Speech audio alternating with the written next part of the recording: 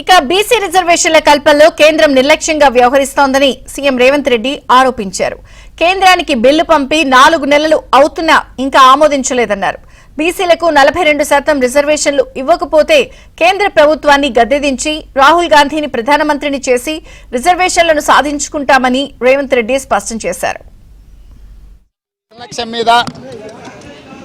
మేము తెలంగాణ రాష్ట్ర శాసనసభలో education, employment, political reservation in local bodies 2 బిల్లులు రాష్ట్రపతికి పంపించి దాదాపుగా 4 నెలలు పూర్తిగా వస్తుంది.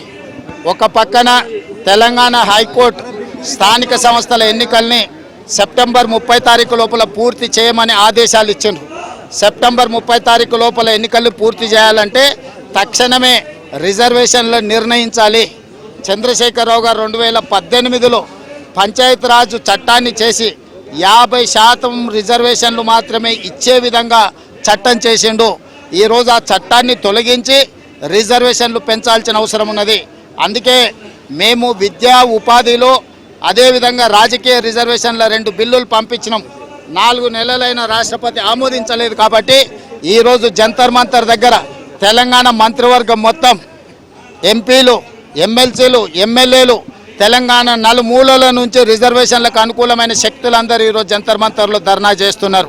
అయినా కేంద్ర ప్రభుత్వానికి కనువిప్పు కలగలేదు. అందుకే ఈరోజు ఇక్కడనే కాదు, పార్లమెంట్లో కూడా మల్లికార్జున్ ఖర్గే గారు, రాహుల్ గాంధీ నేతృత్వంలో ఖచ్చితంగా ధర్నా చేసి రిజర్వేషన్లను సాధిస్తాం. రిజర్వేషన్లకు వ్యతిరేకంగా ఉన్న భారతీయ జనతా పార్టీకి కఠినమైన గుణపాఠం చెప్పడానికి ఈరోజు బలహీన వర్గాలు, శక్తులన్నీ కూడా కూడగట్టుకొని వాళ్ళ మీద పోరాటం చేస్తాం. తప్పకుండా 42% రిజర్వేషన్లు ఓబీసీలకు సాధిస్తాము. నరేంద్ర మోడీ గారి